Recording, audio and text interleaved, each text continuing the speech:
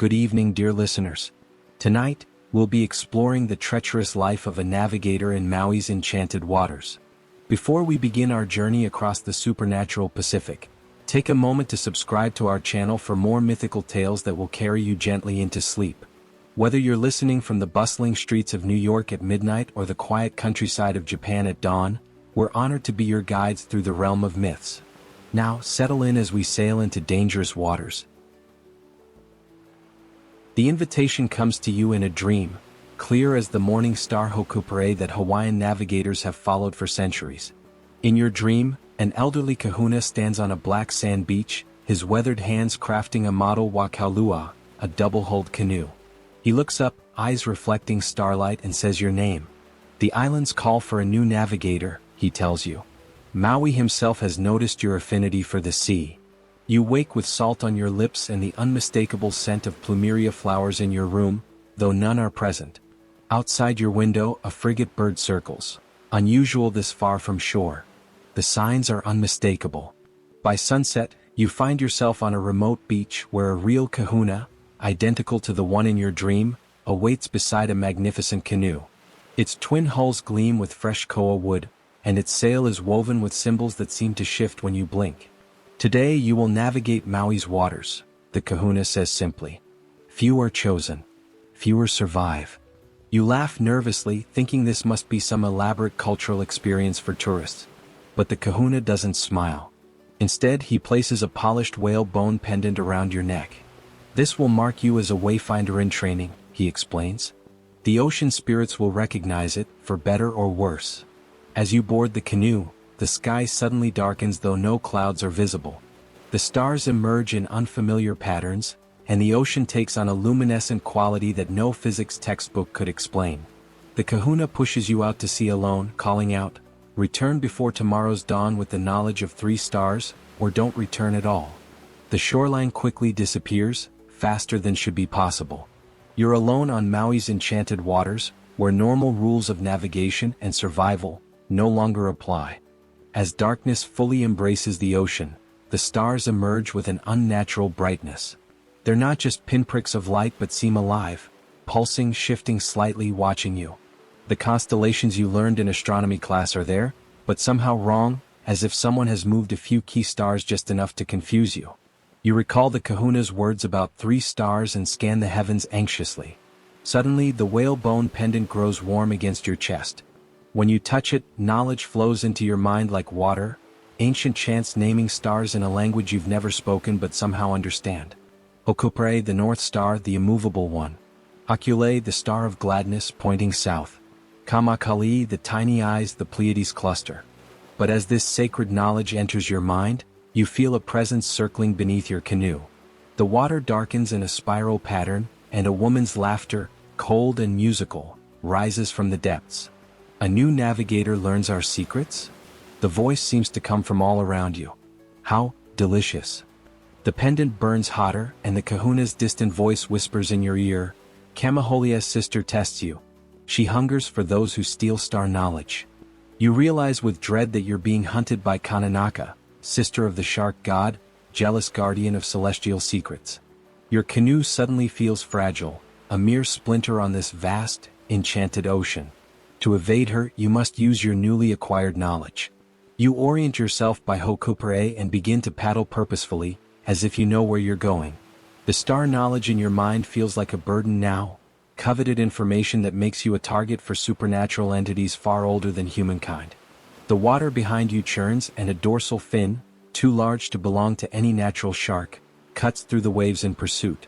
You paddle faster, your arms burning with exertion, sweat mingling with sea spray. The pendant whispers again, name the stars aloud, claim them as your guides. With a dry mouth, you begin to chant the star names, your voice growing stronger with each syllable. The pursuing fin hesitates, then sinks beneath the waves. For now you've earned a reprieve. But as the pendant cools against your skin, you realize a horrifying truth. In the world of Hawaiian navigation, knowledge isn't just power, it's a beacon that attracts both divine assistance and malevolent attention. And this is only your first hour on Maui's enchanted waters. Dawn hasn't yet broken, but the eastern sky holds a false promise of light. a greenish glow that no natural sunrise would cast. Your canoe has entered what appears to be a normal channel between islands, but the water behaves impossibly. Current patterns that defy hydrodynamics swirl around you. Ahead, water flows uphill. To your right, a whirlpool forms, dissolves, and reappears 3 meters to the left. The ocean has become a living maze controlled by Kanaloa, the god of the sea. All navigators must pass my test, booms a voice like crashing waves. Your modern GPS and compasses are useless trinkets here. The currents suddenly intensify, gripping your canoe in liquid hands that threaten to capsize it with casual malice. One current pulls the bow while another pushes the stern in the opposite direction, spinning you wildly. Your breakfast threatens to reappear as vertigo overwhelms you. No human could navigate this chaos, which is precisely the point. This isn't just a test of skill, it's a test of perception. The pendant pulses again, this time with vibrations rather than heat. You grasp it, desperate for guidance, and suddenly perceive the patterns within the chaos. The currents aren't random, they're a language written in water, a challenge that demands response. Following instinct, you dip your hand into the water and speak, "Kanaloa, Great One, I seek passage through your domain." The water around your fingers momentarily stills, listening. "I bring nothing but respect and carry only the stars I was granted." The chaotic currents continue, but now you see, truly see, the rhythm within them. There's a narrow path forward, a thread of calm water winding through the maelstrom. By watching the seabirds skimming impossibly through the turbulence, you follow their lead. Your arms scream with fatigue as you paddle against currents that seem determined to test every limit of your endurance. Normal humans would have been swept away hours ago, but the pendant's magic has changed you already, making you stronger but also marking you more clearly as an intruder in this realm. You navigate through Kanaloa's challenge, but the victory feels hollow as you glimpse movement beneath the surface. Massive forms that make great white sharks look like minnows, ancient creatures awakening to the presence of a newcomer in waters they've patrolled since before humans walked the earth. And somewhere in the distance, disguised as an innocent morning mist, the Siren Islands await, their enchantment already working its way into your mind, planting the desperate need for solid ground beneath your feet. 3 hours into your journey, exhaustion gnaws at your muscles. The horizon shimmers unnaturally, and through the morning haze you spot it, an island with a perfect crescent beach, swaying palm trees and fresh water cascading down volcanic slopes. Every fiber of your being screams to make landfall, to rest, to drink. As you adjust your course toward this paradise, the pendant at your neck turns ice cold. The chill spreads across your chest like frostbite, a painful warning you can't ignore. You hesitate, squinting at the inviting shore. That's when you notice the first anomaly, birds circling the island but never landing. Then another, waves breaking in perfect symmetry around the entirety of the island, defying natural current patterns. Most disturbing of all, the island casts no reflection in the water surrounding it. "The kula," whispers the pendant, "the gathering mist, they hunger for the weary navigator." As if triggered by this revelation, the island shifts. For just a moment, its true form is revealed, a colossal, barren rock formation resembling a gaping mouth, surrounded by the bleached bones of countless canoes. Spectral figures wander its shores, navigators lured to their doom centuries ago, forever trapped. The vision lasts only seconds before the paradise illusion reasserts itself, now slightly more vivid, its call more compelling. Your parched throat constricts painfully as the mirage summons the image of cool, clear springs. Your aching arms nearly drop the paddle, tempted by visions of soft sands. Even knowing their true nature won't save you, comes a melodic, multi-voiced whisper that seems to ride on the breeze itself. All navigators need rest. All humans have limits. To your horror, you realize your canoe has continued drifting toward the island despite your awareness of the danger. The siren's magic doesn't require deception, only human frailty. With tremendous effort, you force yourself to recite a navigational chant the pendant has placed in your memory. The ancient Hawaiian words feel alien in your mouth, yet they strengthen your resolve. You drive your paddle deep into the water, turning away from the illusory sanctuary. The island seems to sense your rejection. Its appearance flickers like a faulty television signal, paradise and nightmare alternating with increasing speed. A howl of frustration rises from the shore, not one voice but dozens harmonizing in otherworldly disappointment. As you paddle frantically away, Other islands begin to materialize around you, each more tempting than the last. One appears as a modern marina with medical facilities, another as your childhood home. The illusions target your deepest vulnerabilities with uncanny precision. Few resist the kula, the pendant acknowledges. But greater challenges await those who do. The islands finally fade behind you, but their siren call lingers in your mind like an addiction. And on the horizon ahead, storm clouds gather with impossible speed, churning with unnatural colors and sporadic flashes of light that are definitely not lightning.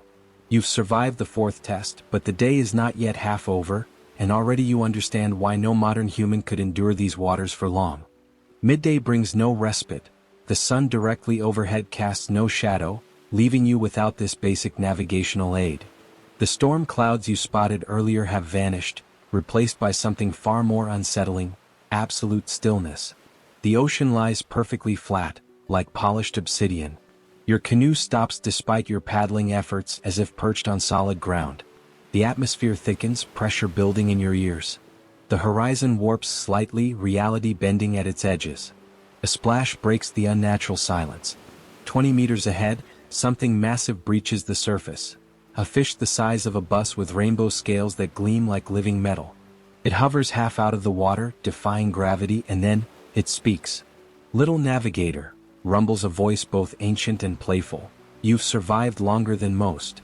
The fish shimmers and transforms. Now a towering man stands on the water's surface, 15 feet tall, rippling with muscle, adorned with elaborate tattoos that seem to move on his skin. A massive fishhook hangs from his neck, crafted from some opalescent material that exists in no earthly geology textbook. Maui himself, the legendary trickster demigod, fisher of islands, slower of the sun. To proceed further, Maui announces with a mischievous grin that doesn't reach his calculating eyes, "You must answer 3 riddles before the shadow returns to your canoe." You look down, your canoe still casts no shadow. An impossible task. First riddle: what moves against the current yet remains in place? Your mind races. The pendant offers no assistance with this test. Maui's challenges must be overcome through human ingenuity alone. After several agonizing moments, insight strikes. The navigator's knowledge, you answer.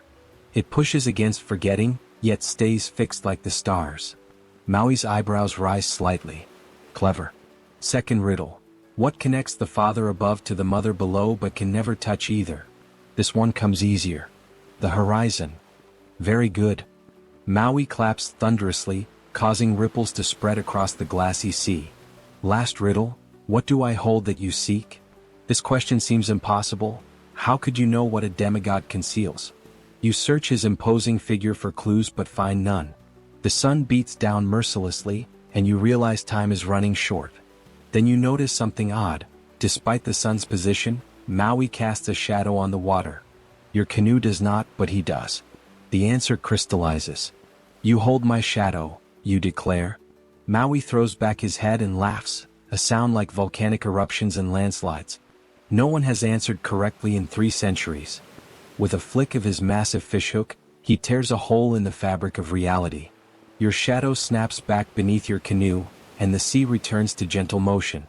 "Proceed, navigator," Maui says, already beginning to fade.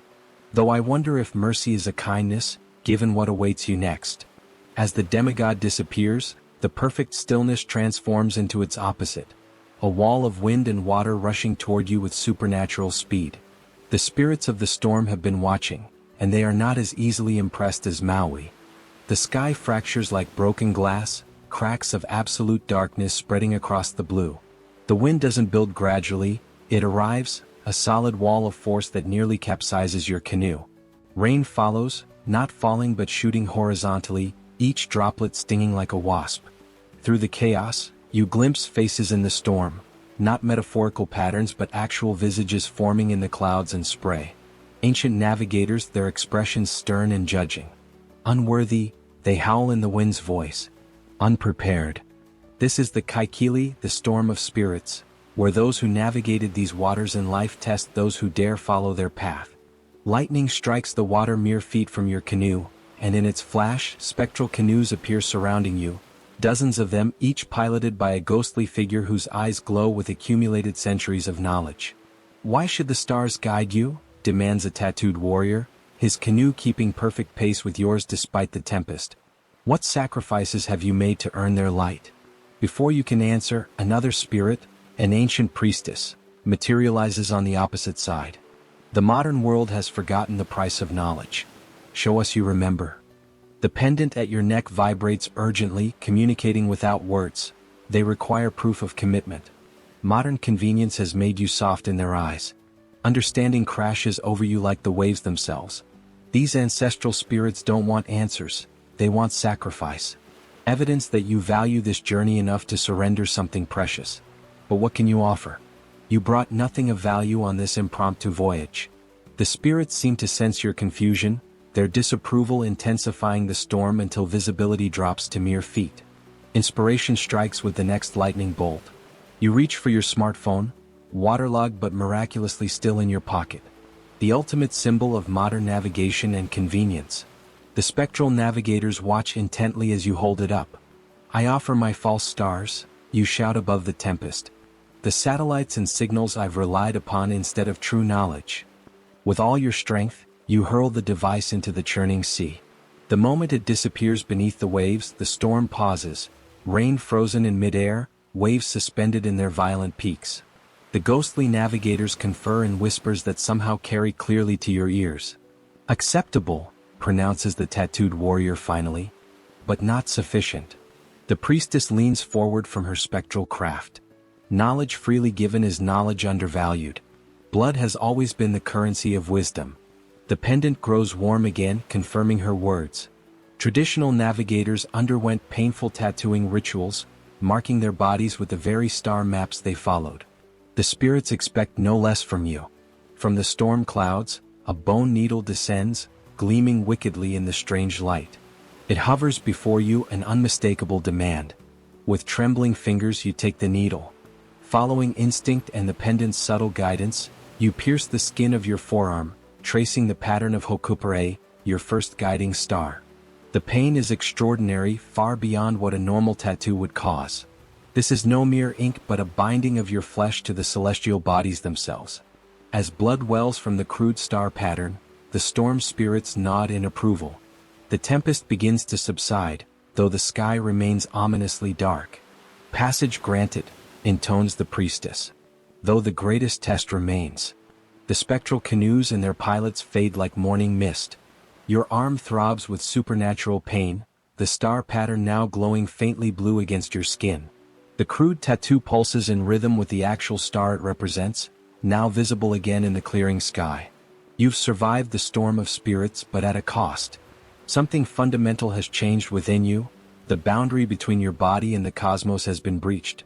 You're becoming something other than fully human, and the process has only begun. As your canoe drifts into suddenly, suspiciously calm waters, the ocean's surface begins to swirl. Not with current or wind, but as if something massive is rising from the depths. The underwater kingdom awaits, and its rulers are curious about the navigator who has come this far. The gentle whirlpool beneath your canoe expands, water spiraling downward without actually pulling you under. An invitation, not a trap. The pendant at your neck pulses with urgency, its message clear. To continue your journey, you must accept the summons of the deep. You take a deep breath, preparing yourself mentally for what comes next when the ocean suddenly parts. Not violently, but with the careful precision of an opening flower. A perfect cylindrical tunnel forms in the water, stretching down into darkness, with your canoe balanced precariously at its rim. "Come," whispers a chorus of voices from below, neither male nor female, neither threatening nor welcoming, simply vast and ancient beyond comprehension. Your canoe tips forward and begins to slide down the impossible water tunnel. You cling to its sides as it accelerates, plunging into the depths while remaining impossibly dry. All around you, the tunnel walls teem with bioluminescent sea life forming patterns and symbols too complex to comprehend. After what feels like miles of descent, the tunnel levels out and opens into a breathtaking underwater realm. Massive structures of living coral form palace spires and temples. Schools of fish move in military precision like guards or servants. And dominating the central plaza of this submarine kingdom looms a colossal figure, half human, half eel, seated upon a throne of pearl and abalone. Your canoe comes to rest on a surprisingly dry platform before this being. Though underwater, you can breathe normally, a courtesy extended to visitors but one that can be revoked instantly. "I am Kanaloa in my true form," announces the ruler of this realm, voice reverberating through water and bone alike. You stand in Kwaihalani, the ancestral kingdom, where all navigators must be judged before continuing their journey. Other deities materialize around the throne, Namaka of the sea, Ukupanipo of the sharks, and dozens more whose names pulse briefly in your mind through the pendant's magic before fading, too numerous and ancient to retain. "You have passed surface tests," continues Kanaloa, leaning forward to scrutinize you with eyes that shift color like the deep ocean itself. "Now we must determine if your presence in our domain is blessing or curse." Without warning, the crude star tattoo on your arm burns anew, more intensely than before. Your skin turns translucent, revealing not blood and bone beneath but tiny points of light, as if a slice of the night sky has replaced your flesh. "The stars have marked this one," observes Namaka, her voice bubbling and fluid. "But stars are capricious alliances." Kanaloa raises a webbed hand. "What do you seek, navigator? Why journey these waters where mortals no longer belong?" The truth spills from your lips before you can consider a diplomatic response. "I didn't choose this path. I was chosen, called in dreams, compelled by forces I don't understand." A ripple of surprise passes through the assembly of deities. "Uninvited? Untrained? Yet you bear the pendant and the star mark," Kanaloa says, genuine curiosity replacing stern judgment. "Show us what you have learned." Instinctively, you reach for the knowledge that has been seeping into your mind since dawn. You recite star paths and current patterns, your voice gaining strength as ancient navigational chants flow from your lips in perfect Hawaiian. Knowledge you never studied emerges fully formed, as if you're remembering rather than learning. The deities exchange glances of increasing concern. "It is as feared," Ukupanipo growls.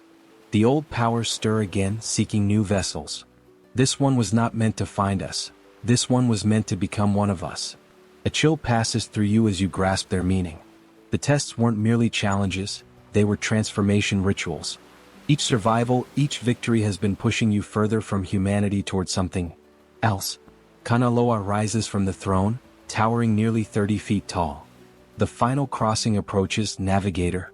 Return to the surface and complete your journey, if you can still remember why you began it." With a gesture from the sea god, your canoe shoots upward through a newly formed water tunnel, rocketing toward daylight with disorienting speed. The last thing you hear is Namaka's parting words. "Remember, the greatest danger is not failing the test, it's passing it too well." You burst through the surface into late afternoon light, gasping and disoriented. The encounter has left you changed, your senses heightened beyond human limits. You can taste salt variations that tell you precisely where you are, feel minute current changes through your fingertips, and most disturbing of all, you can see the stars in broad daylight, their positions as clear as if it were midnight. The transformation has begun, and the final challenge looms before you. A shimmering distortion on the horizon that marks the boundary between worlds, the ultimate test of any navigator in Maui's enchanted waters. The sun hangs low now, bleeding orange across the western sky. You've been navigating these enchanted waters for nearly a full day, though it feels like several lifetimes. Your canoe glides toward the shimmering distortion on the horizon, a vertical aurora of sorts, colors twisting in patterns that human eyes were never meant to process. This is Ka Piko o Wakea, the center place, where the mortal world and the spirit realms intersect. All your previous challenges were merely qualifiers for this final test. As you approach, the distortion resolves into what appears to be a massive whirlpool standing on its side, a horizontal vortex spanning the width of your vision. Within its spiraling depths, fleeting glimpses of other realities appear and vanish. Ancient Hawaii before Western contact, future oceans devoid of human presence, parallel worlds where gods and mortals still freely mingle. The pendant at your neck speaks one last time, its voice fading as if its power is nearly spent. To complete your journey as navigator, you must cross through the center place, carrying your humanity intact. Many have tried. None have succeeded in the modern age. You notice now that the crude star tattoo on your arm has expanded while you weren't paying attention. The pattern now covers your entire forearm, glowing with internal light. More disturbing, your skin has taken on a slight translucence, as if you're gradually becoming more spirit than flesh. The center place pulses, sensing your approach. Voices emanate from its swirling depths, some begging, some commanding, some seducing. Join us. Release your mortal limitations. The stars awake your consciousness. Surrender what you were to become what you could be. You understand now the true nature of this final challenge. The waters of Maui aren't merely testing if you can navigate them, they're offering transformation. Become a celestial navigator in the most literal sense. A being of star stuff and ancient knowledge, freed from mortal constraints yet bound eternally to these waters and skies. The choice seems simple at first, who wouldn't want godhood? But as your canoe drifts closer to the vortex, memories surface, people you love, dreams you've yet to fulfill, the simple joys of being human that immortals view with such envy. With shocking clarity, you realize why no modern human survives a day as a navigator in these waters. Not because the challenges are impossible, but because the reward is too seductive to reject. These waters don't kill navigators. They transform them into something no longer human. The vortex looms before you now, its pull irresistible. Your canoe crosses the threshold and reality fractures around you. Stars and ocean merge until you can't distinguish between them. Your body feels increasingly insubstantial, your consciousness expanding beyond its boundaries. Knowledge floods your mind, the true names of every star, the patterns of currents across millennia, the secret songs that can calm storms or raise islands from the deep. The power is intoxicating, absolute. But with this power comes the price: permanent separation from the mortal world. You see yourself as you would become, a being of light and water, guiding worthy seafarers for centuries, watching loved ones age and die in what would feel like moments to your immortal perception. In this liminal space, suspended between transformation and return, you make your choice. Dawn breaks over Maui's shoreline, golden light spilling across black volcanic sand. The kahuna who sent you out yesterday stands at the water's edge, eyes scanning the horizon with an expression that mingles hope and resignation. He has performed this ritual many times over many decades. Always he selects candidates with potential, always he sends them out with the ancient pendant, and always he waits at dawn for their return. Always until he has waited in vain. When your canoe appears, or perhaps it's what remains of your canoe, the kahuna's weathered face registers genuine shock. The vessel that approaches is both the simple wakaulua he provided and something else entirely. Parts of it now gleam with materials no earthly craftsman ever touched, while other sections appear partially translucent, existing simultaneously in multiple realms. And you are changed. The star tattoo now covers half your body in intricate patterns that shift subtly with the astronomical movements far above. Your eyes hold reflections of celestial bodies that won't rise until tonight.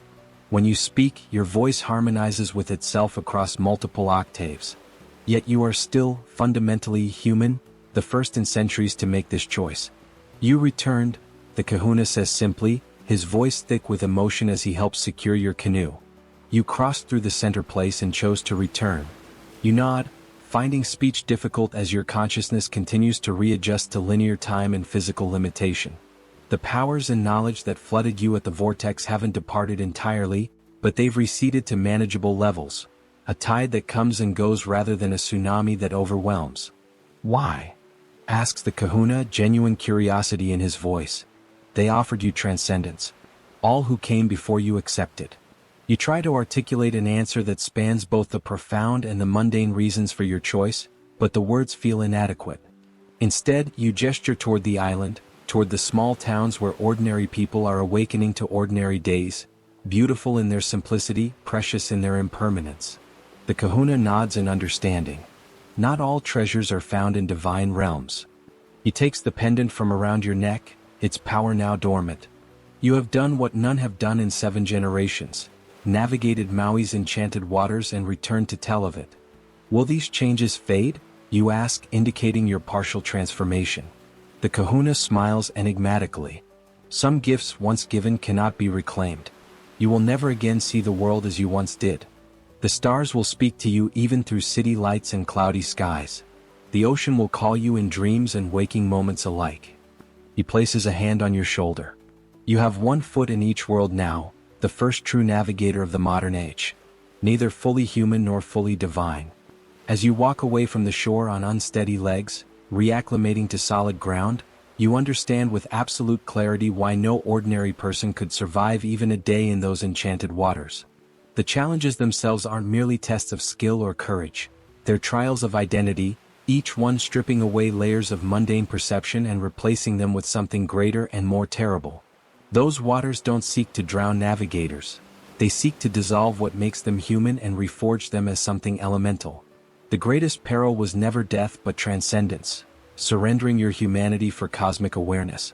You survived not by conquering the enchanted waters, but by remembering why limited human existence, with all its flaws and brevity, remains precious even when godhood is offered as an alternative. As the rising sun casts your shadow across the volcanic sand, a shadow now flecked with pinpoints of light like tiny stars, you know that while you've returned, you will never truly leave those waters behind. And they, having marked you so profoundly, will never fully release their claim upon your soul. Sleep well, dear listeners, and if you ever find yourself near Maui's waters at dusk and see a light moving impossibly against the currents, know that the navigators are still out there between worlds, between states of being, guiding those who would follow the star paths across the endless ocean. Now we explore the perilous life of those caught between cosmic forces in the sacred islands of Ringi and Papa. The selection happens without warning or application. One ordinary morning you simply wake knowing you've been chosen. The knowledge arrives not as information but as fundamental certainty, like suddenly remembering your own name after briefly forgetting it.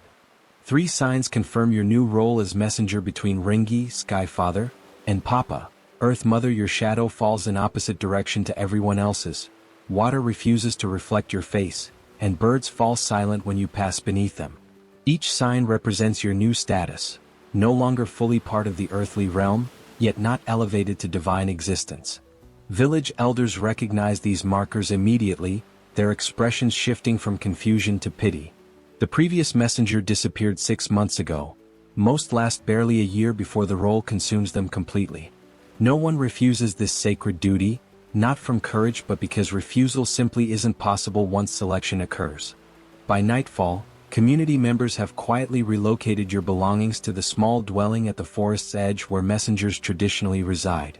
Your family embraces you with the desperate intensity reserved for terminal farewells, though no one speaks this truth aloud. Your human life effectively ends the moment selection occurs. The first dream arrives precisely at midnight. Ringi's massive face formed from storm clouds and stellar light fills your sleeping vision. You will carry my words to she who was once my embrace. His voice resonates through your body rather than your ears. Your first journey begins at dawn. The instruction feels simultaneously like honor and sentence, leaving no room for negotiation or delay. Training begins brutally at first light when an elder whose name you've never learned appears at your doorway. I was messenger 4 cycles ago, he explains, displaying hands with fingernails grown into spiral shells and eyes that reflect starlight even in daylight. I will teach you to survive the paths between realms, if your body can adapt quickly enough. The physical preparation devastates your system. You must consume foods that simultaneously represent sky and earth, honey from flowers that never touch ground, roots that grow toward stars rather than soil nutrients.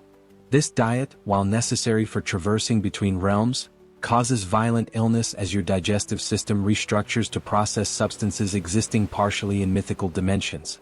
Sleep becomes fractured into precisely timed intervals, 27 minutes awake, 9 minutes in dream state, repeated throughout day and night. This pattern aligns your consciousness with the cosmic rhythm maintained between Ringi and Papa since their forced separation by their children at creation's dawn. After 3 days, you begin hallucinating. After 7, the hallucinations solidify into navigational markers visible on both physical and spiritual planes. Your body undergoes alarming transformations during this preparation phase.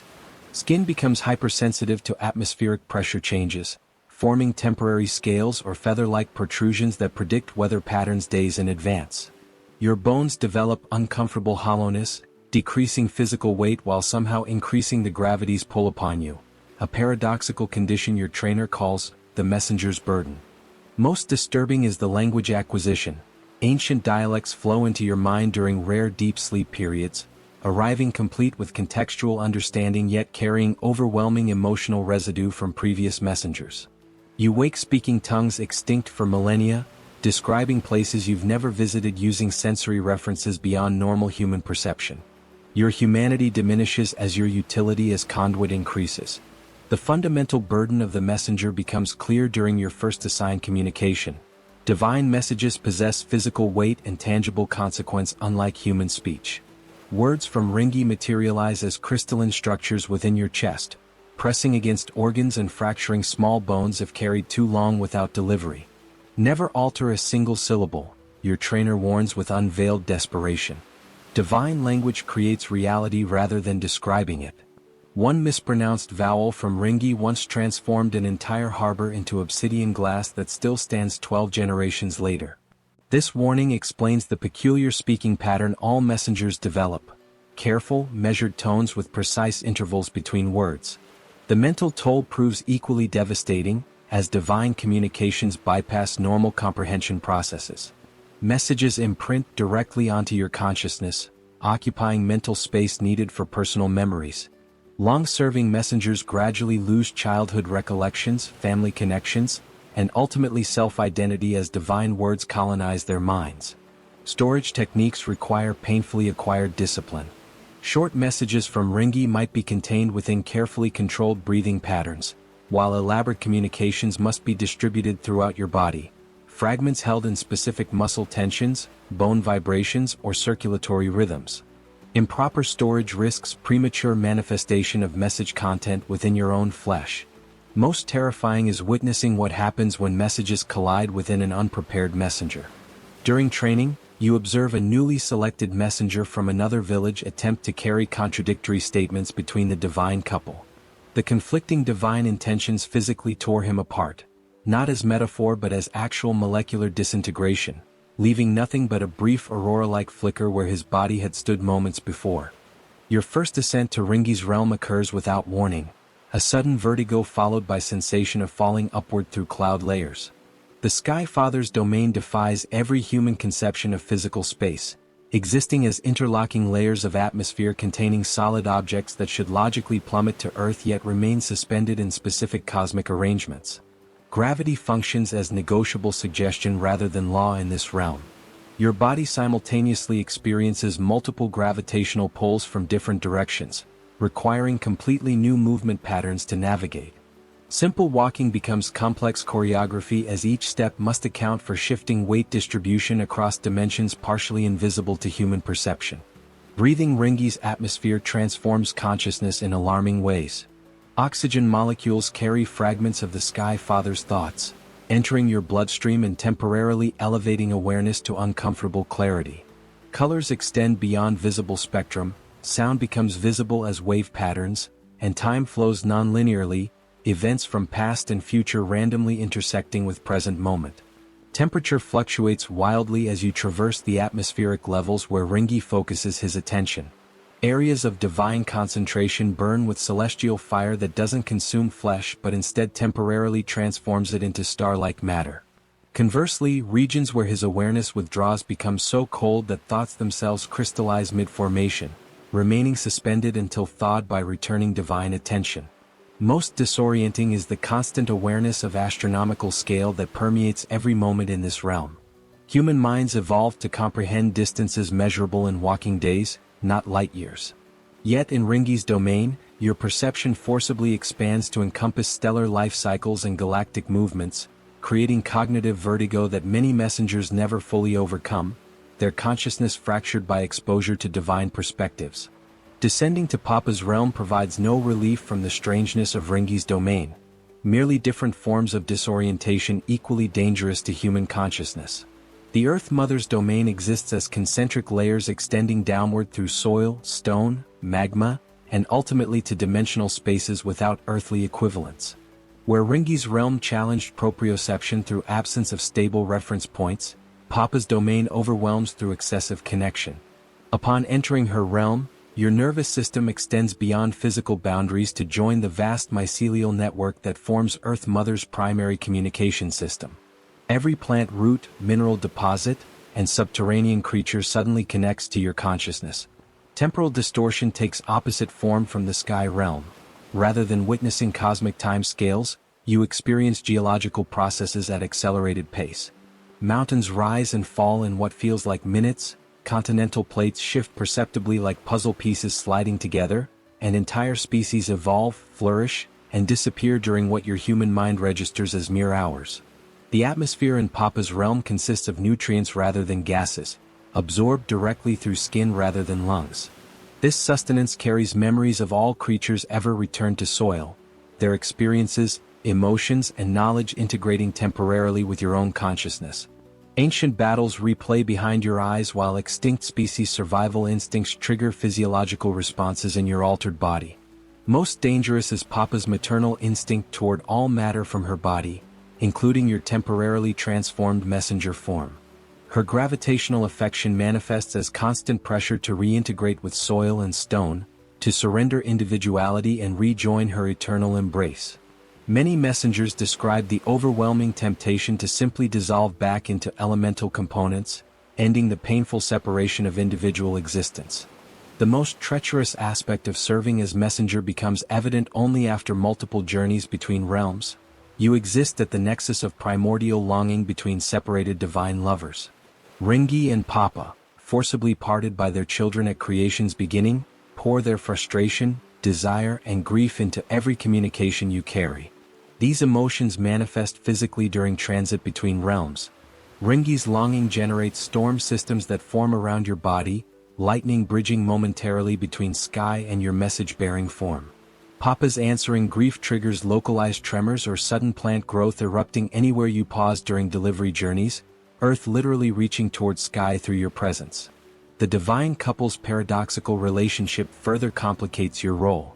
Despite constant yearning for reunion, both deities secretly understand their separation enables creation's continued existence. This cognitive dissonance infuses their messages with contradictory intentions, expressions of eternal love interwoven with subtle sabotage of any potential reunion, preventing you from ever fully satisfying either deity. Messages between the primordial couple often contain hidden currents aimed at testing the other's continued devotion. You become unwitting pawn in their cosmic relationship dynamics, carrying declarations of undying connection alongside petty complaints about atmospheric conditions or mineral distribution. Divine beings experience emotion on scales incomprehensible to mortal minds, yet paradoxically express these feelings through behaviors recognizable from human relationship conflicts. Most troubling is how the estranged divine couple increasingly views you as extension of themselves rather than independent entity. Ringi sometimes addresses Papa through you in first person, temporarily overriding your consciousness with his cosmic perspective. Similarly, Papa occasionally responds to the Sky Father by restructuring your cellular composition to mimic Earth elements, demonstrating concepts impossible to convey through language alone. Your individual identity erodes with each exchange. Between the primal parents exist their divine offspring, the departmental gods who originally separated Ringi and Papa to create space for existence. These powerful beings view messengers with complex attitudes ranging from sympathy to outright hostility, each interaction adding new layers of danger to your journeys.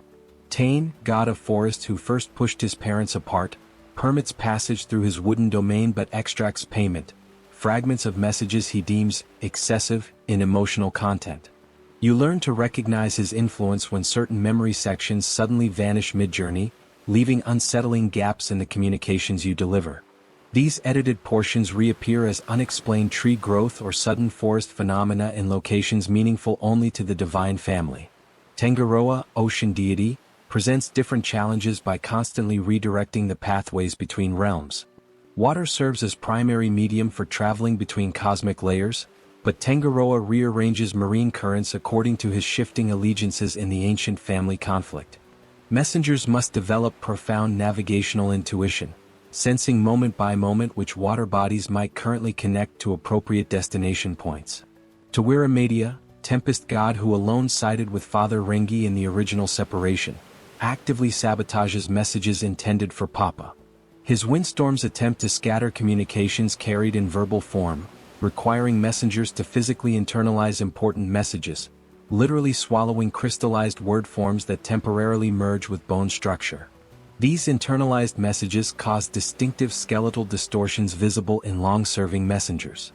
Most unpredictable is Ruomoko, unborn god of earthquakes still dwelling within Papa's body.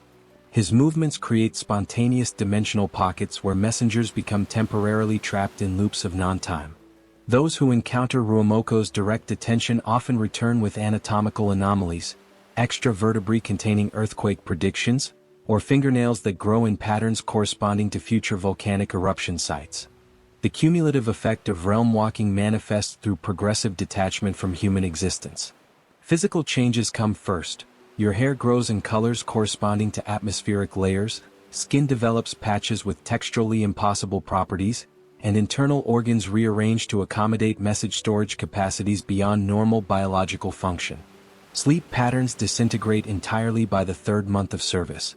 Instead of normal rest, you experience what veteran messengers call the between state. Consciousness suspended partially in each divine domain simultaneously.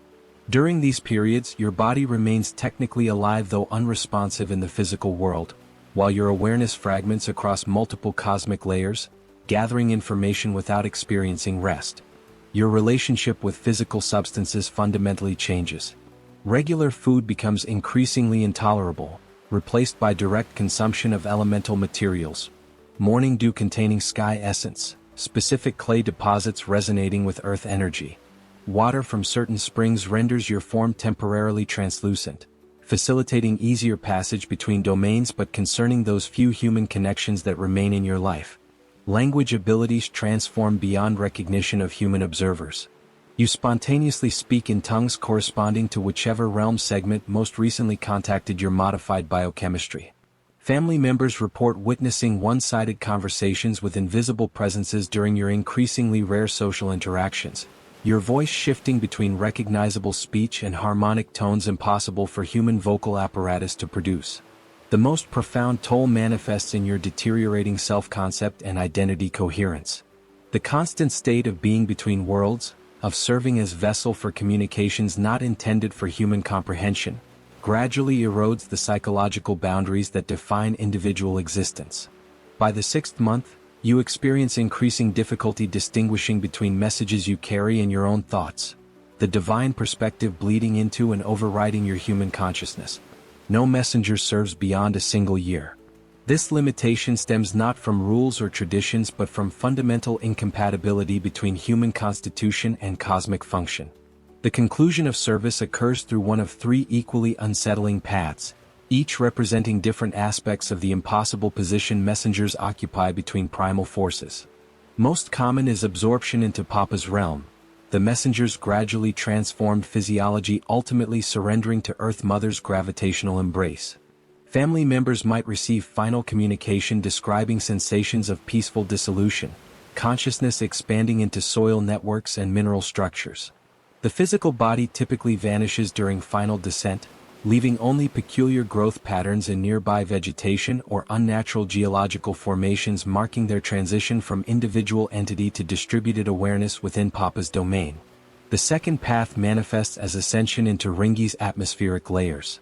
Messengers experiencing this ending describe progressive dematerialization, physical form becoming increasingly transparent until maintaining cohesion within Earth's gravity field becomes impossible. Witnesses report seeing the messenger literally float upward, body transforming into weather phenomena temporarily bearing human shape before dissipating into broader atmospheric patterns. These messengers become part of Sky Father's extended sensory network, their consciousness redistributed across cloud formations and air currents. Most rare and disturbing is the third path, transformation into permanent liminal entity, neither fully human nor completely divine. These messengers develop ability to manipulate boundaries between realms but lose connection to both human society and divine order. Indigenous traditions speak cautiously of such beings dwelling in boundary zones, forest thresholds, cave entrances, shorelines, where they exist indefinitely as walking embodiments of cosmic in-between spaces, occasionally visible to humans with sufficient spiritual sensitivity. The position's devastating conclusion explains why no one refuses when selection occurs, yet no one volunteers either. The role of messenger between Ringi and Papa represents cosmic necessity. The separated divine parents require communication channels to maintain creation's balance, but necessity fails to mitigate the position's inherent tragedy.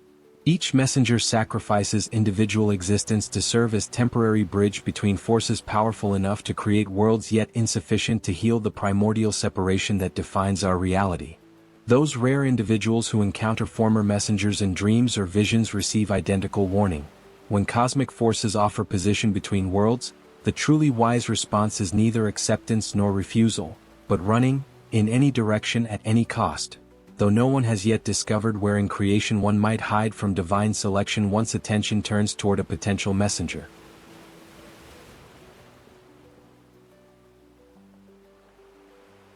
Sleep now, dear listeners, safe in the knowledge that your dreams may carry you briefly between realms without the permanent consequences faced by those formerly selected for the messenger's burden. Tomorrow night, we'll explore another mythical role you wouldn't want to experience, no matter how magical it might initially appear. Until then, may your journeys through sleep be gentle and your returns always certain. Now we are participate in a ritual to Pele, the volcanic goddess of Hawaii. The letter arrived at sunrise, red volcanic clay sealed with obsidian, an invitation impossible to refuse. My name had been drawn by Pele's priestesses, chosen to participate in the ancient, unfolding ritual held once each generation. Family members looked at me with both pride and terror. No one mentioned the previous participant who returned changed beyond recognition. Neighbors left offerings at our doorstep, ti leaves, kappa cloth, and small wooden effigies to curry favor with the volcano goddess. I spent that night on my lanai, watching the distant glow of Kilauea, wondering if Pele herself studied me from her molten palace. The invitation promised transformation, but omitted the cost such metamorphosis demanded. By morning, resignation had replaced my fear. Modern skepticism yielded to ancient reverence. I packed nothing as instructed. Arriving with possessions would insult the goddess who provides all necessities from the earth itself. The preparatory ritual lasted 3 grueling days in a steam cave near the volcano's base. Priestesses scrubbed my skin with volcanic ash until it felt raw and new, chanting lineages connecting my bloodline to ancient navigators who first found Hawaii. Food was forbidden. Instead I consumed only water collected from morning mist. My body weakened while my senses heightened, steam whispers became coherent messages, and my skin developed painful sensitivity to temperature changes, especially heat. Each night, I was buried neck-deep in warm volcanic soil, an experience both terrifying and strangely comforting. The earth seemed to pulse around me as if I rested within the heartbeat of the island itself. Dreams brought visions of a woman formed from magma, her body constantly flowing between solid and liquid states. "The skin is merely clothing," she whispered, "removable when worn too long." We began the ascent at midnight, our path lit only by stars and the distant red glow of the caldera.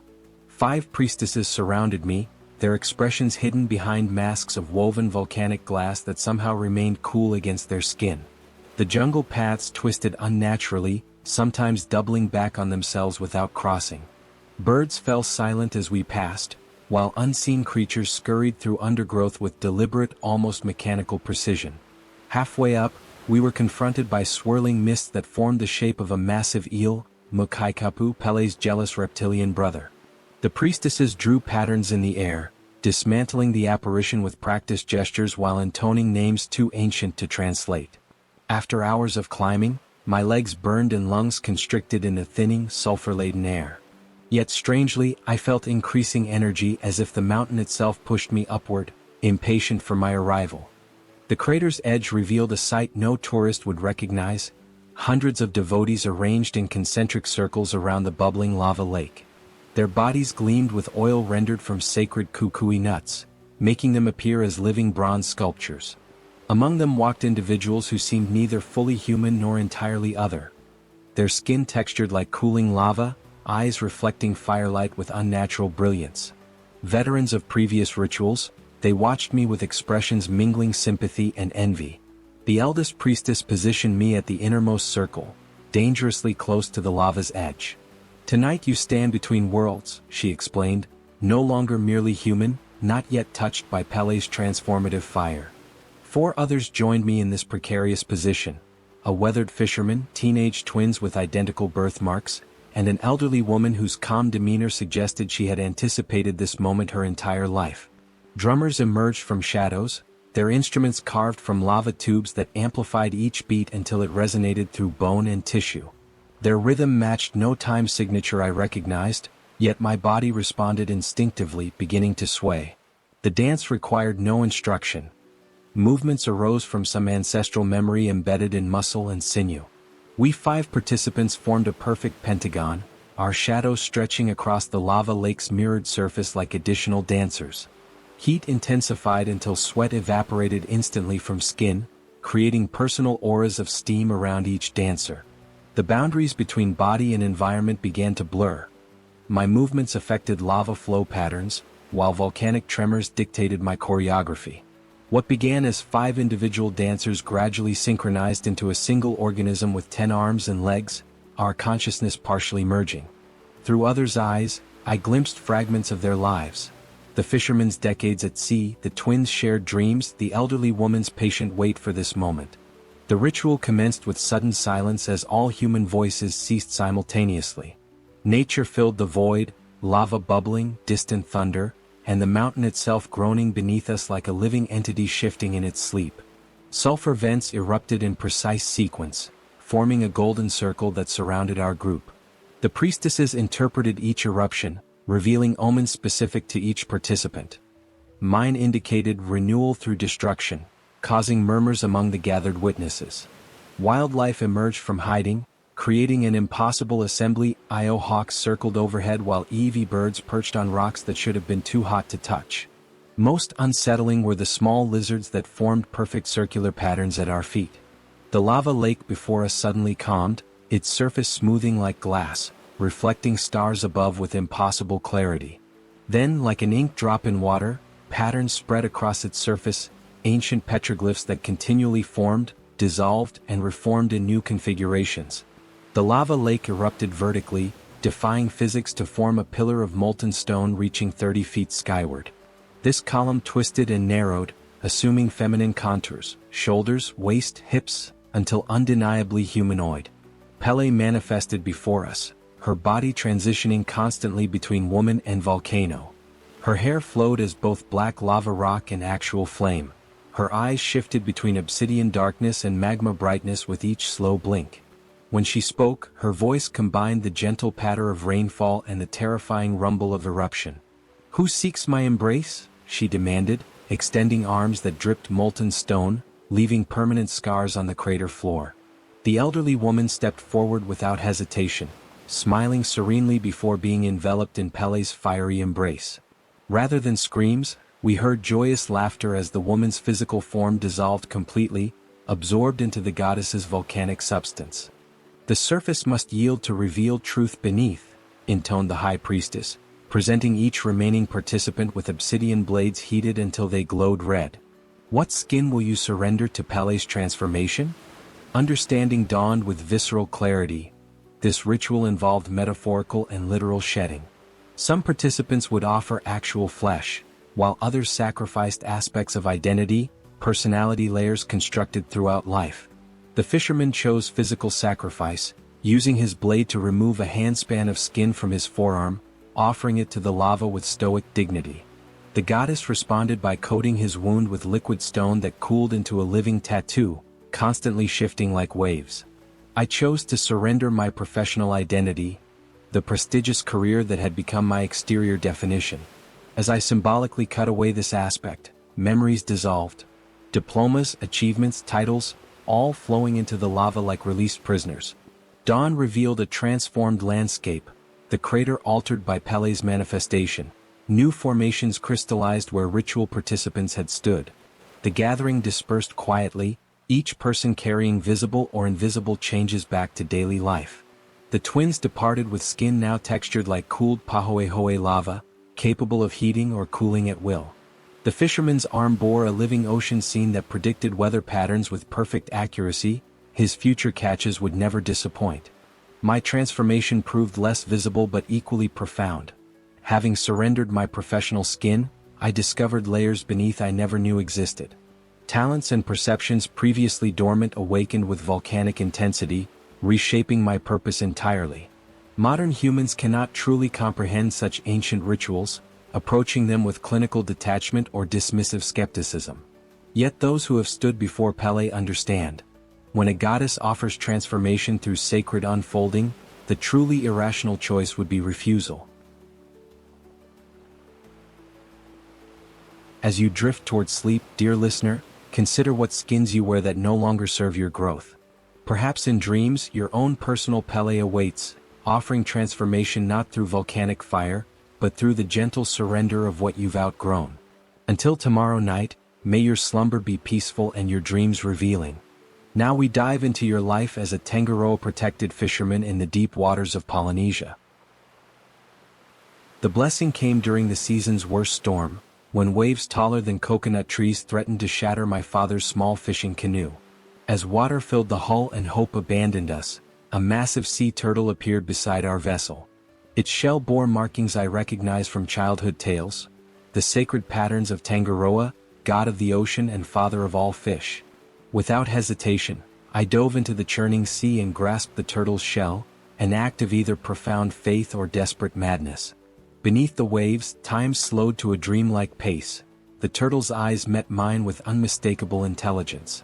A voice deeper than ocean trenches resonated through water and bone. Your reverence has been noted, fisherman. From this day forward, you sail under my protection.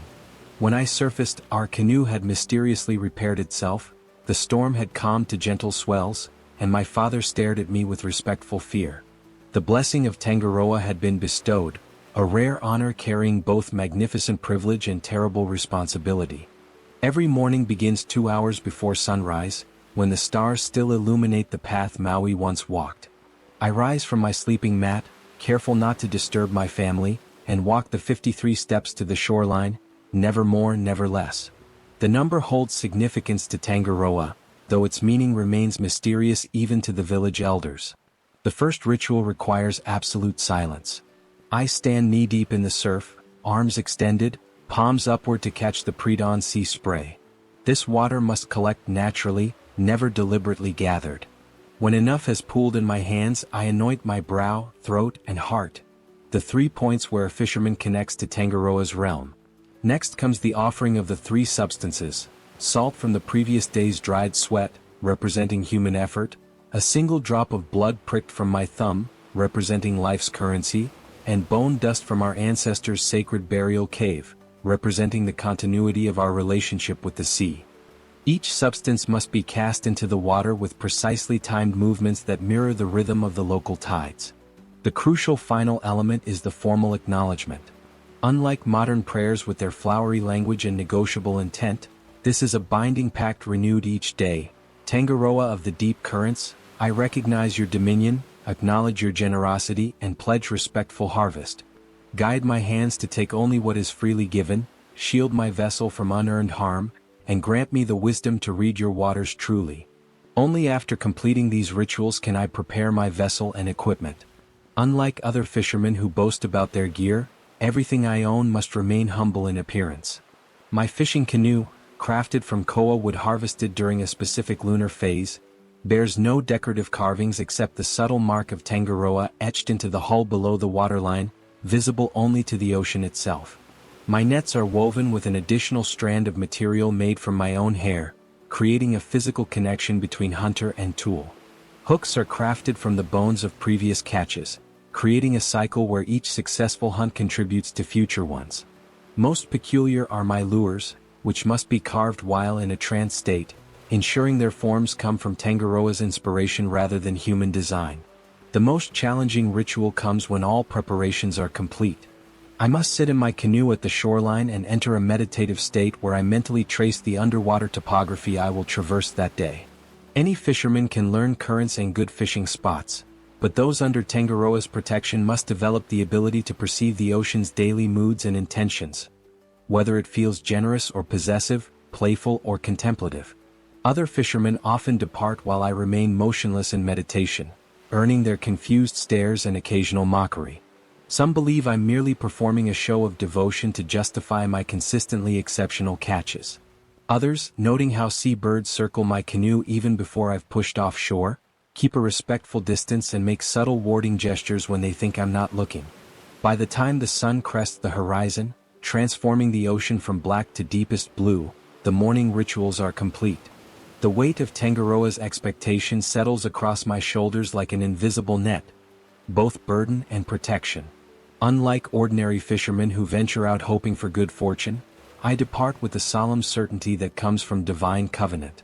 Each morning I pause at the threshold between land and deep water, where the reef drops away into mysterious depths. Here I whisper the final acknowledgement, "I enter your realm now, great Tangaroa, both guest and servant."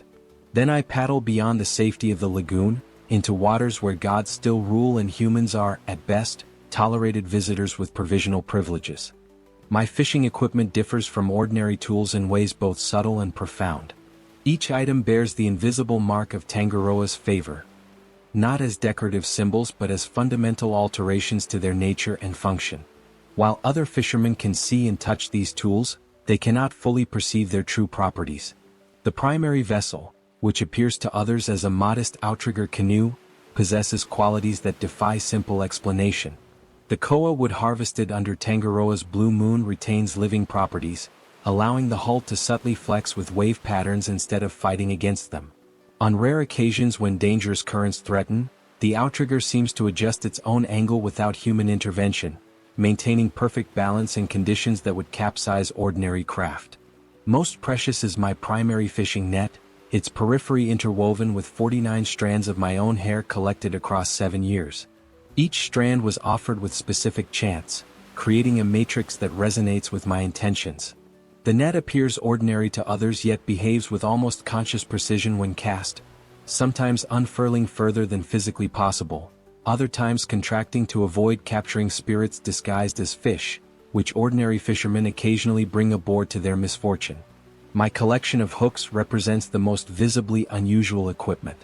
Each is carved from materials with spiritual significance: the vertebrae of the first large fish caught under Tangaroa's protection, fossilized coral from underwater caves, shell fragments found in the crop of an albatross that died naturally on our shores.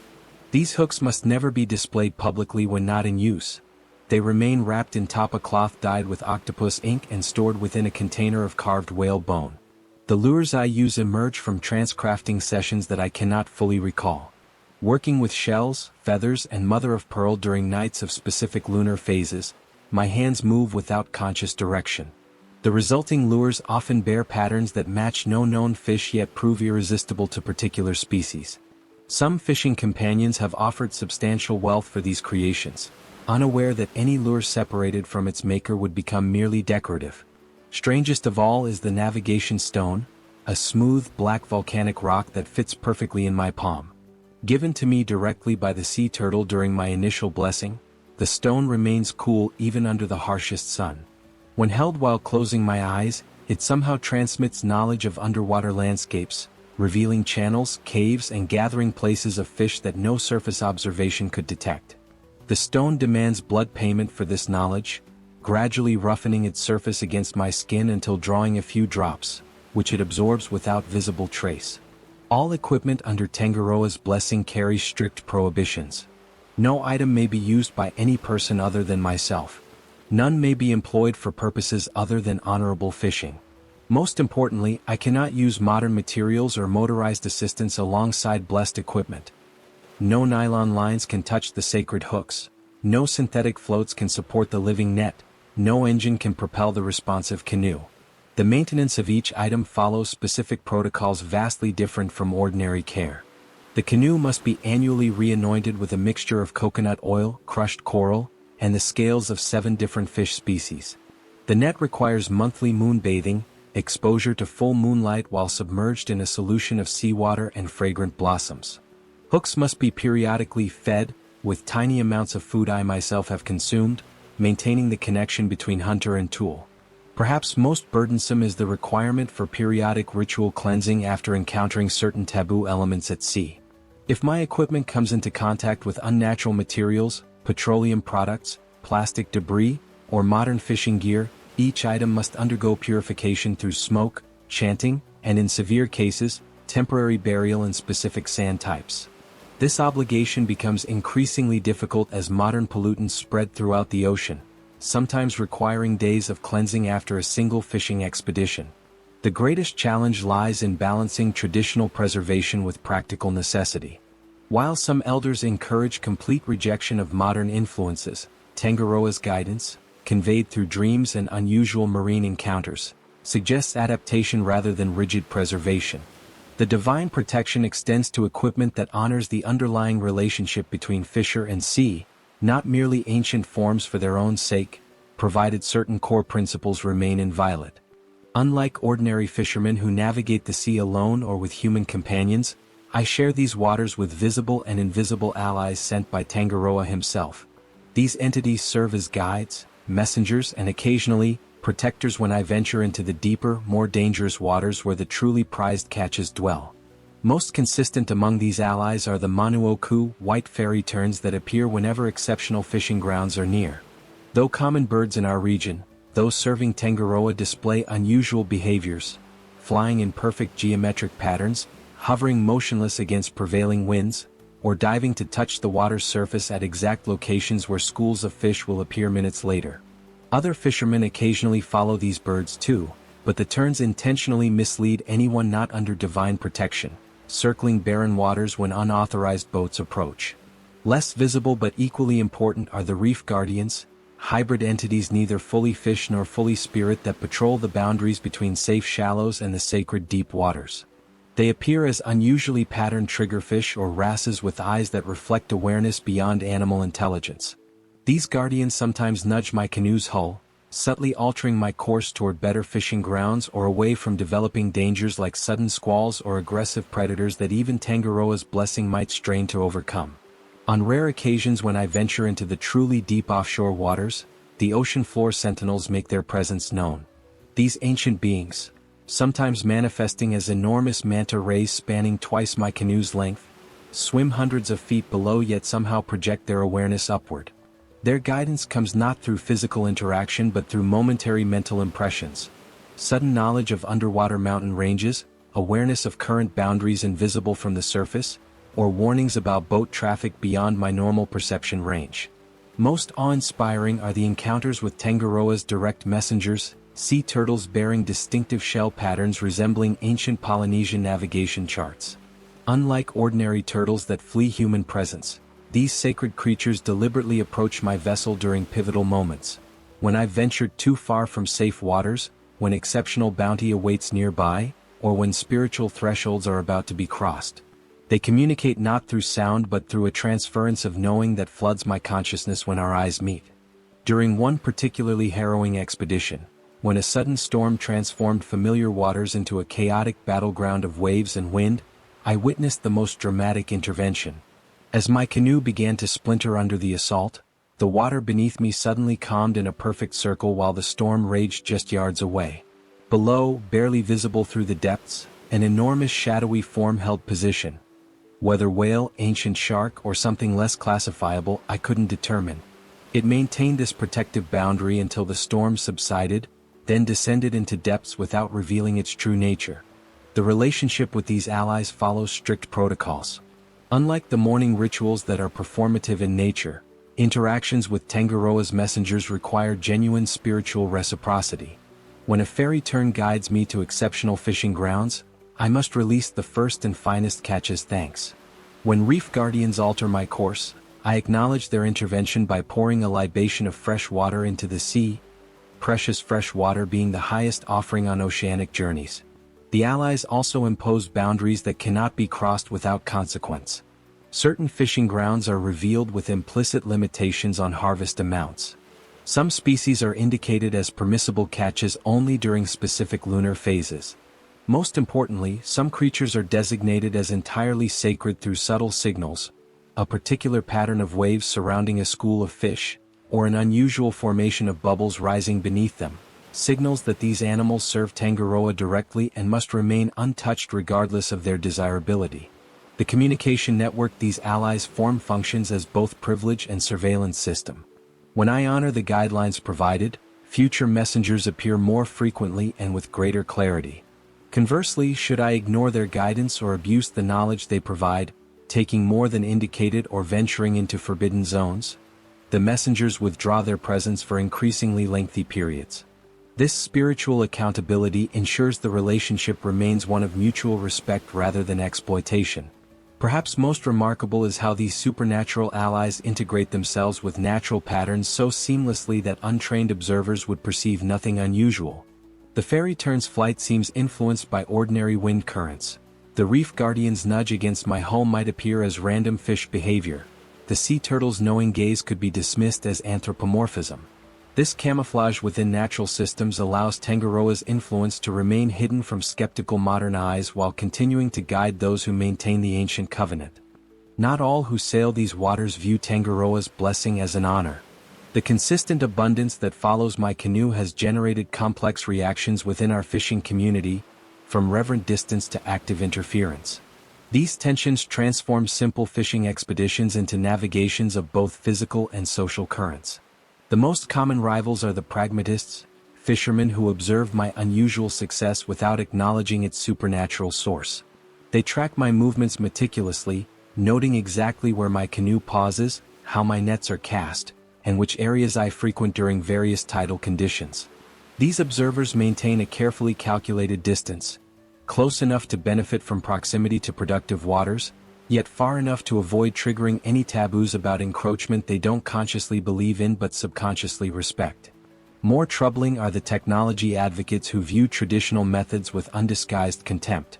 Equipped with GPS systems, fish-finding sonar, and motorized vessels, they deliberately disrupt the waters around my canoe by creating wakes or noise pollution. Your gods can't compete with Japanese engineering, one such rival frequently shouts while circling my position. What these modern fishermen fail to understand is how their intrusions affect the marine ecosystem, not through my superstitious imagination as they believe, but through actual disruption of delicate underwater communication systems that fish rely upon. Some rivals operate through spiritual opposition rather than practical interference. Our islands have experienced significant Christian conversion over generations, and certain devout fishermen consider my relationship with Tangaroa actively sinful. Communion with false idols, as the village minister phrases it. These religious rivals perform their own counter-rituals, from blessing the waters I'm about to enter with sanctified oils to positioning their vessels in patterns resembling crosses on the water's surface when I approach productive fishing grounds. Most dangerous are the saboteurs who strike indirectly, usually under darkness. My canoe has been tampered with numerous times. Subtle damages to the outrigger, tiny punctures in the hull sealed with wax to fail gradually at sea, fishing nets partially sliced to break under tension. These attacks require constant vigilance and daily inspections of all equipment. Stranger still are the unfamiliar substances sometimes found sprinkled around my canoe's resting place. Powders and liquids that elders identify as attempts at counter-magic from neighboring island traditions. The most complex rivalries come from within my own extended family. My cousins, raised with the same traditional knowledge but lacking Tangaroa's direct blessing, exist in an uncomfortable middle position. Too connected to deny the supernatural aspects of fishing success, yet excluded from its benefits. "Why you?" my eldest cousin once demanded during a family gathering. "I perform the same rituals, honor the same gods. What made you worthy of notice while I remain invisible to Tangaroa's eye?" These familial tensions create painful divisions that economic sharing cannot fully heal. Surprisingly, the most effective counter to these various oppositions comes not through confrontation but consistent behavior. When pragmatists track my movements, I intentionally lead them to moderately productive waters, reserving the most sacred locations for solitary visits. For technology advocates, I demonstrate respect for their catches regardless of method, gradually building relationships where competition softens into mutual recognition. With religious rivals, I find common ground in shared values of conservation and gratitude, even when the recipient of that gratitude differs. The saboteurs present greater challenges requiring both mundane and spiritual countermeasures. Physical security comes through careful storage of equipment and occasional night watches by sympathetic community members. Spiritual protection manifests more subtly. The fairy terns sometimes circle my canoe throughout the night preceding planned sabotage, their presence deterring those who retain enough traditional fear to hesitate when confronted with Tangaroa's messengers.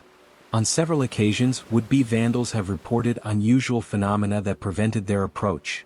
Sudden squalls materializing on otherwise calm nights, or momentary visions of massive shadows beneath the water around my vessel. Most effective in addressing rivalry has been selective sharing of abundance. After particularly successful expeditions, I distribute portions of the catch throughout the community, including known rivals. This generosity serves multiple purposes. It prevents accusations of hoarding, demonstrates that Tangaroa's blessing extends benefits beyond just one fisherman, and subtly reminds the community that supernatural forces remain relevant in modern contexts. Some of my most dedicated former rivals have gradually transformed into cautious allies through this approach, particularly as changing ocean conditions and commercial overfishing make traditional knowledge increasingly valuable. The ultimate protection against rival fishermen, however, comes through the blessing itself. When my canoe encounters truly dangerous sabotage, as happened when a jealous outsider attached weights designed to sink it in deep water, the supernatural elements of Tangaroa's protection manifest physically. On that harrowing day, the tampered outrigger that should have dragged the vessel under somehow maintained buoyancy long enough to reach shallow water. The sacred navigation stone burned hot against my skin throughout the journey home, and a pair of enormous manta rays flanked my struggling craft until safety was assured. Once yearly during the month when Matariki, the Pleiades, first reappears before dawn, Tangaroa withdraws his everyday protections to test my worthiness. This period, known as Te Wawakamatata, the testing season, transforms familiar waters into arenas of supernatural challenge where continued divine favor must be re-earned through demonstrations of skill, wisdom, and spiritual fortitude. The signs of the testing season's arrival are unmistakable yet subtle enough that only those intimate with ocean patterns would recognize them. Fish suddenly abandon their usual territories, leaving previously reliable grounds barren. Currents shift against normal patterns, creating dangerous rip channels where safe passages existed days before. Most tellingly, the supernatural allies, the guiding birds, reef guardians, and messenger turtles, vanish completely, leaving me truly alone upon the water for the first time since receiving Tangaroa's blessing. Unlike the predictable challenges of normal fishing, the trials of the testing season are uniquely crafted each year to address specific weaknesses in my character or practice that require improvement. One year focused entirely on patience, with fish visible but perpetually just beyond reach unless I remained absolutely motionless for hours. Another targeted my occasional pride, as catches would mysteriously escape from secured nets whenever I felt excessive satisfaction in my abilities. The most dangerous test occurred 3 seasons ago, when Tangaroa allowed a genuine catastrophe to unfold. My canoe splintered by an unexpectedly massive wave miles from shore in shark-frequented waters. With no supernatural assistance forthcoming, I was forced to demonstrate whether the skills imparted through years of divine guidance had been truly internalized or merely borrowed without understanding. The season following my 5th year under Tangaroa's protection brought the legendary encounter every blessed fisherman both anticipates and fears. The dream came 3 nights consecutively, identical visions of an enormous pearl-white conch shell spinning in dark waters, emitting spirals of blue light that formed Tangaroa's distinctive symbol. Dawn found me preparing the canoe with unusual solemnity, instinctively selecting equipment I hadn't used in seasons. The navigation stone in my palm vibrated with unprecedented intensity, directing me toward the deepest offshore waters where the continental shelf drops away into abyssal darkness. The journey took hours longer than any previous expedition, carrying me beyond sight of land into regions where the ocean's color shifts from azure to a blue so deep it appears almost black. There, in waters typically traversed only by commercial vessels, my canoe stopped as if anchored to the seafloor thousands of feet below. What happened next defies easy explanation to those who haven't experienced divine encounter. The ocean surface before my canoe began to luminesce with soft blue phosphorescence forming intricate patterns, the same spirals from my dreams. Then the water bulged upward, not violently as with a breaching whale, but gradually, purposefully, as if the sea itself were rising to meet the sky. From these waters emerged not a fish to be caught but Tangaroa himself, not fully corporeal but composed of water, light, and thousands of swirling fish that maintained a humanoid form 30 feet tall. His features shifted constantly between human, fish, and abstract patterns of pure energy. Within his chest cavity swam larger specimens of every species I had respectfully harvested over the years. The privileges of Tangaroa's blessing carry costs invisible to envious observers who see only the abundance that follows my canoe. These sacrifices accumulate gradually, transforming the blessed fisherman in ways that create increasing distance from ordinary human existence. Most immediate is the physical toll. My body bears the marks of divine favor in ways both beneficial and burdensome. The hand that regularly holds the navigation stone has developed scales along the palm, iridescent in sunlight but concerning to my wife who notices their gradual spread. My eyes, after years of receiving special sight to perceive underwater patterns, now struggle with normal vision on land, requiring specially crafted shells as filters in bright daylight. The psychological isolation proves equally challenging, as experiences at sea cannot be fully communicated to others without sounding like madness or exaggeration. When I described the sentinel mantas that guided me through a treacherous channel, even my supportive family exchanged worried glances. The inability to share transcendent moments creates a growing chasm between myself and loved ones who cannot witness what I've become at sea. Dreams no longer belong to me alone. Tangaroa's influence penetrates sleep with increasing frequency, filling nights with visions of ancient ocean realms, underwater civilizations lost to time, and responsibilities extending beyond mere fishing.